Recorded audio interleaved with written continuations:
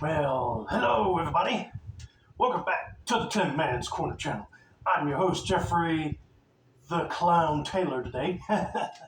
Because for my grand finale of the three scary story channels today is three disturbing true clown horror stories from the Dark Reality channel. So without further ado, I'm going to turn these lights off, move the camera up here for you guys, and let's get this reaction on the road in the bag, shall we? And don't get terrified. Okay, here we go.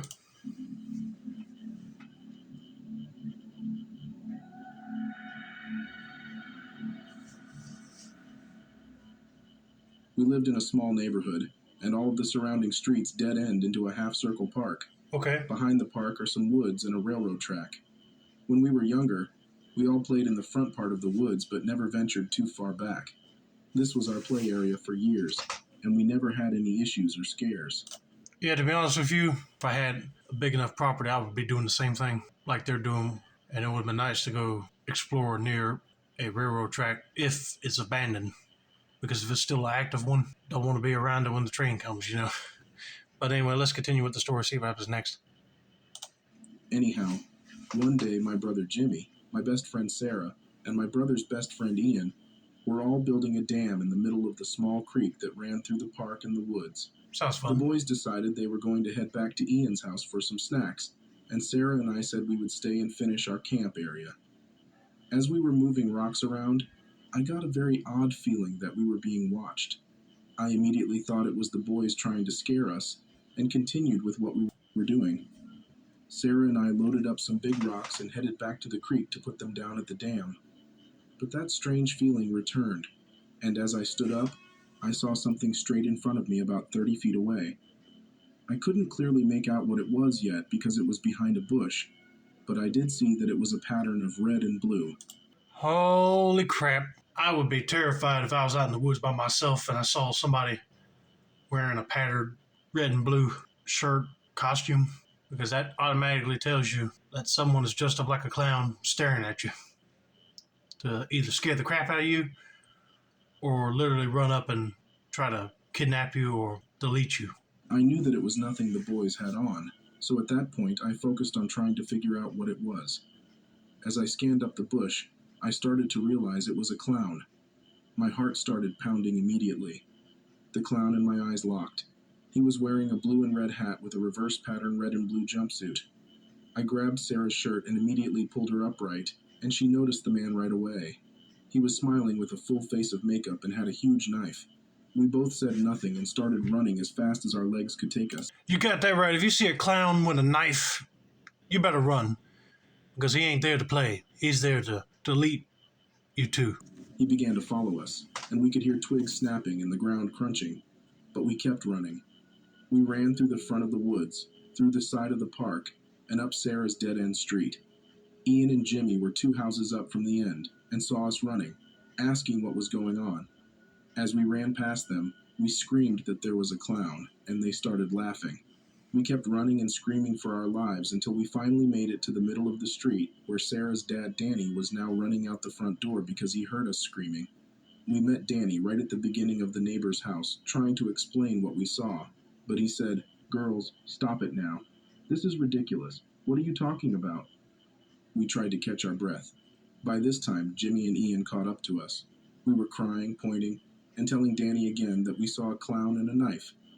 Jimmy and Ian were laughing, and Danny asked if they played a prank on us. About this time, an old yellow Pinto-type car came from the dead end at the park and pulled right up next to the sidewalk of the yard we were in.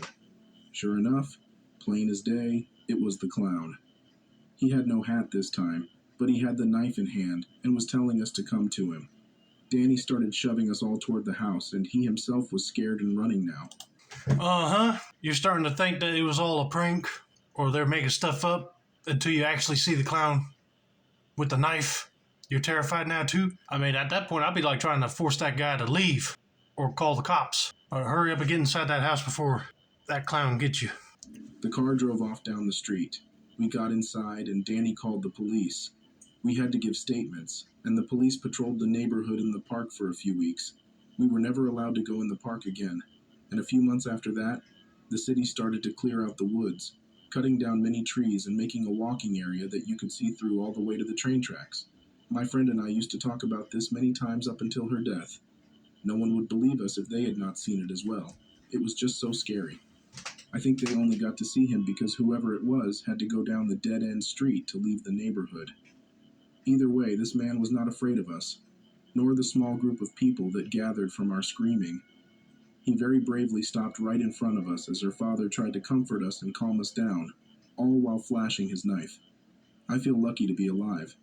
Had it just been one of us left in the woods, which sometimes occurred, I don't think there would have been a group of 4 of us any longer. Sarah's dad stopped drinking that day, and we all have a fear of clowns now. Yeah, you should consider yourself lucky. At least her dad realizes that he can't do anything while he's drunk. So if you stop drinking, he can protect you a lot better. But I don't blame you for having a fear of clowns, because all these idiots dressing up in clown costumes make the fun of seeing real professional clowns scary to those that can't stand the sight of a clown anymore after a similar incident like this. But that is definitely one close call. If it was only one of you still in the woods, then you probably would not be here telling the story.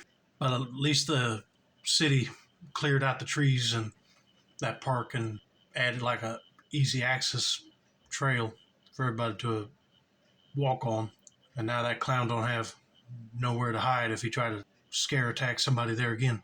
I hope they do find that clown, because that is just wrong that someone would do that. Because I guarantee you, if they gave a good description of what his costume looked like in the Pinto he was driving, he would have been caught by now. But I guarantee you, he probably would have sold the car and destroyed his clown suit or hid it until everything blowed over. But anyway, I'm just glad that they're okay. So let's get to story number 2.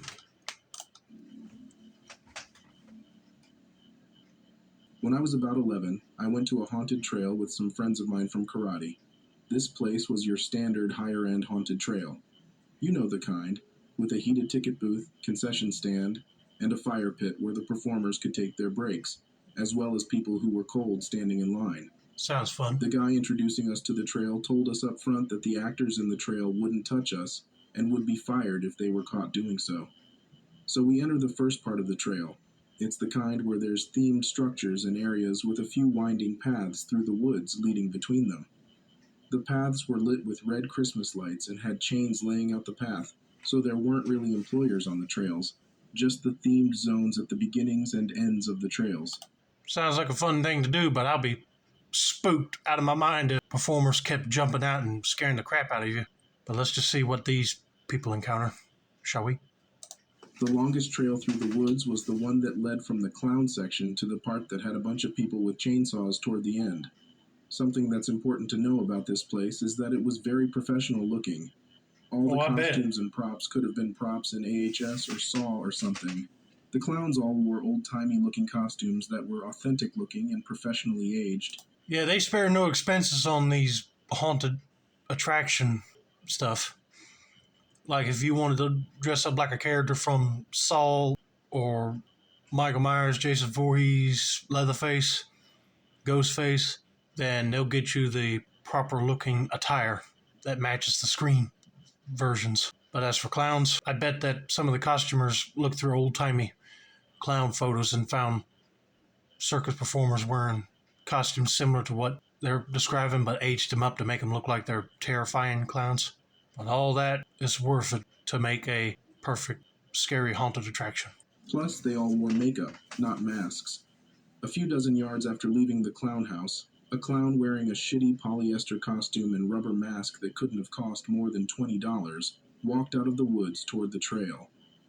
The fake bloodstains on his costume looked like ketchup, not the dark red stuff that stained the other clown costumes.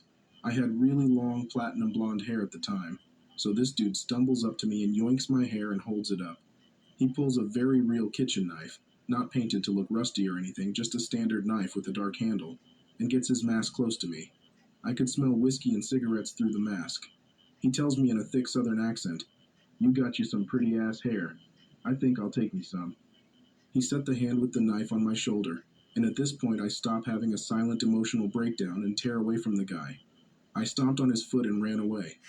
This made him drop the knife, which made a light metallic noise when it hit the ground. I heard him yell, "Fucking cunt," while I was running and watched him slink back into the woods from a safe distance.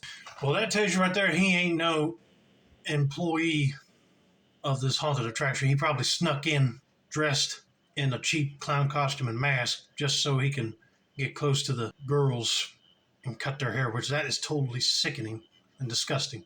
Because they said all the other clowns are wearing makeup. That tells you right there he ain't part of the attraction.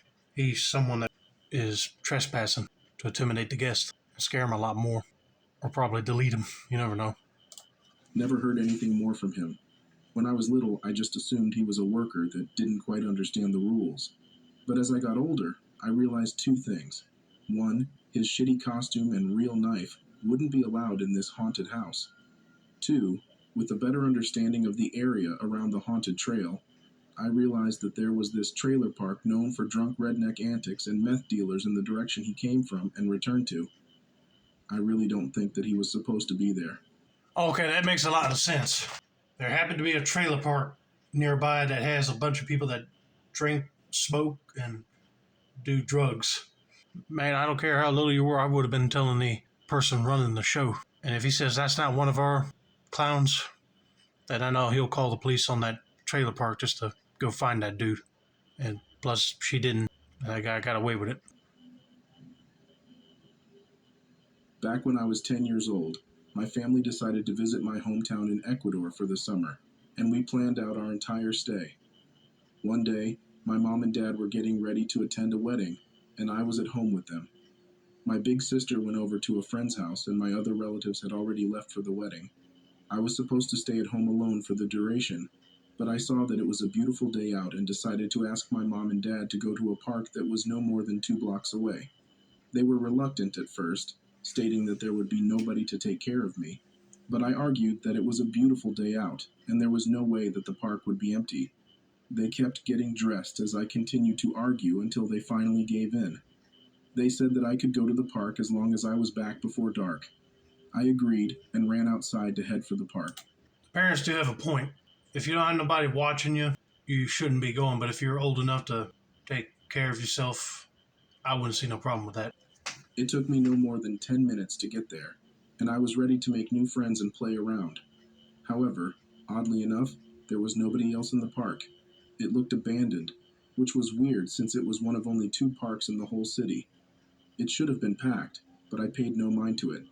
I believe I ran over to a swing set, or slide. It was 12 years ago, I can't remember, and played around. As I played, I suddenly heard a voice from the distance. A clown was on the other side of a gate, motioning for me to get closer.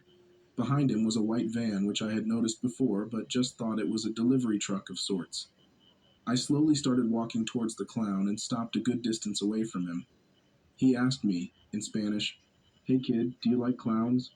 I nodded no to him, and he gave me that clown frown and then said, "Well then, let me see if I can change that." He opened up his car, and by looking inside, I saw there were only 2 boxes, though I wasn't sure what they were filled with, and that was it. No seats, no posters, just those 2 boxes, and then complete emptiness. Being a child, I still paid no mind to it, and watched as he pulled out a deflated balloon. He wrapped his lips around the end, and blew until the balloon was fully inflated. He tied the end and started to form the balloon into a balloon animal of a dog. He showed it to me, and I smiled. He then motioned for me to come closer, to which I complied. He handed the balloon to me and said, "Do you like it?" I nodded yes this time and gave him a little smile. He then grinned in the creepiest way possible. The grin was so creepy that even as a kid, I knew to back away a bit. The clown then said that if I wanted to see the rest of his tricks, I would have to get into the truck. No, don't do it. Because to be honest with you, at first, if I saw a clown make a balloon animal, I'll be like, okay, that's fine. But if his vehicle only has 2 boxes in it and nothing else in it, that tells you something else is afoot. He's trying to kidnap you, kid. Move away quickly and run back to your apartment. I told him that the exit was on the other side of the park, and I wouldn't be able to climb the small gate. He then said the few words that haunt me to this day. "Get a little closer and I'll carry you over. Then we can have loads of fun in my truck. Come on, kid." While saying this, he still had that creepy grin plastered across his face. I merely backed away and told him, "No, it's okay, sir." His grin turned into anger as though he was annoyed at this. He placed his hands on his hips and said to me, "Aw, but we were going to have so much fun." Right when he said that, I heard a voice on the other side of the park yelling, "Son, son, I'm here to pick you up." I turned and saw a man that I recognized as a local neighbor. He was not my real father, obviously, but the little me knew to run over to him. I said nothing to the clown. I just ran to the man and gave him a hug. The man waved to the clown and said, "Thanks for keeping my kid entertained." To which the clown replied, "No problem." As we turned around, I was able to hear this man murmur, "Sick fuck." I looked at him and asked, "Sir, what exactly is going on?" He gave a sigh and explained everything. As it turns out, that was no real clown. He was a man who had been kidnapping kids across all of Ecuador. He would lure kids with the clown costume and take them away to God knows what place. The people of my town had a feeling he was coming to our town, which was why the whole park was deserted. The man had noticed me talking to the clown and ran over to basically save me. As he told me this, he also dialed the police to report the incident. We finally arrived at my house, and this man said, "Be careful with whom you talk to, son. Not everyone is who they seem." I gave him one final hug and thanked him for saving me from that sick fuck. He gave me a rub on the head and said, "It's okay, my boy, now hurry on in. I have my own things to worry about." I nodded and ran into the house. Nobody was there, and by the time they had returned, I had decided not to tell anyone since I knew they'd flip out. It took a while to forget about the whole incident, especially with those words that kept reminding me of him. I'm not quite sure what happened to the sicko, but hopefully he's behind bars now. I thought I remembered this story because I heard it on somebody else's channel. But anyway, that would be creepy just to go to a park and see a clown there, and then he tries to lure you into his van to take you.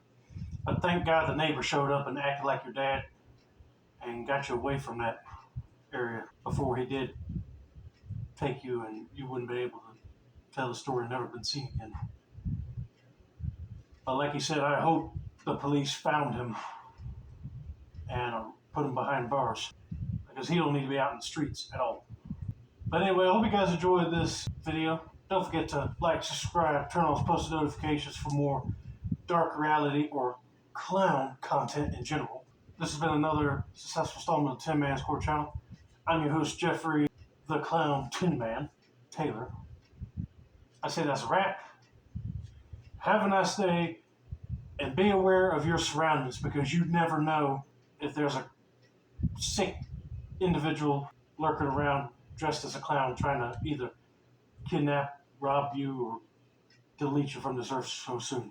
If you see a clown person acting strange, just get away from them altogether. That's my little clown PSA.